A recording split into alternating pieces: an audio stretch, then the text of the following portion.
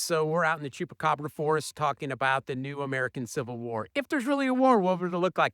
And I'm going to show you guys some stats. They're not going to be very good. Stats are never good. I hate stats.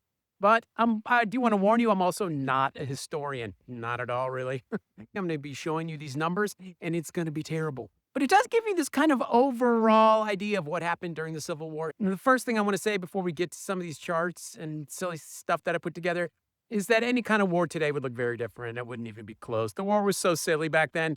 Think about how many people, 620,000 casualties. Do you see any Chupacabra behind me? Yeah, I don't see 620,000. And of those, 2/3 supposedly died from disease. That's a messed up war. Like, that's not even a war you did right. That was just stupid. But yeah, all this stuff is stupid. What happened during the Civil War and what would that look like now? So I'm going to try to show you. Here is a chart.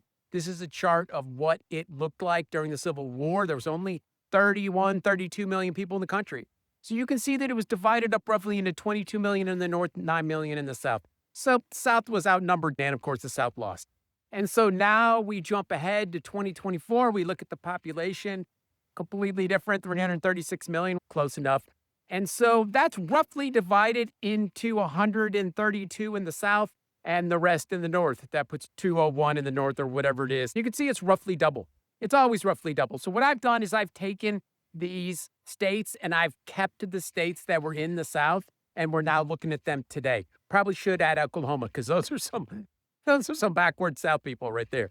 So you can see some of these charts, and I've said, here we go with the 14 southern states versus the rest of the country, the normal people. And we look at these numbers. We do have the 132 in the South. But what you do then is you look at maybe the defense capabilities, and you look at what might happen during some kind of fake civil war, because it would definitely be fake. Drones, cyber attacks, propaganda, protesting, police. There would be a lot of ridiculous shit happening. Personally, I don't think it's going to get to that. I don't think it can get to that. I think we're already in a civil war, honestly. And I think this is what it looks like. But we're looking at these numbers. This is the National Guard numbers. These are the numbers when you look at the overall population of the National Guard. These left over from the Civil War states having National Guard members, most of those in Texas. And then in the rest of the normal states, you see something more like 120,000, whatever the number says, look at it. And those 100,000, 108,000 National Guard members are only in the 7 out of the top 10 that are Northern.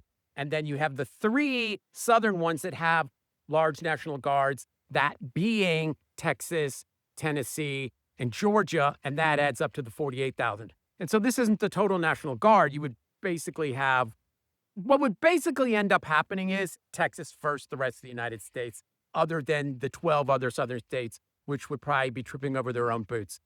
And let's be honest, Texas, probably not the best state to be representing the South in the new Civil War. Why? Because it is the biggest state in the South, and it does have potentially 21,000 in its National Guard. It does have military bases here, and it does have a lot of special force bases here, which gives it some kind of defense power. The problem with Texas is there's more Democrat voters than Republican in Texas now. I know most people don't know that. It doesn't mean that the districts work in the favor of the Democrats, especially now they've been gerrymandered even more. The point is Texas has as much or more Democratic voters. When you're getting the public involved, you're talking about protests, talking about public opinion. You're going to have a hell of a time being on the side of a war in the South in Texas. It's going to be a mess. I'm in Texas.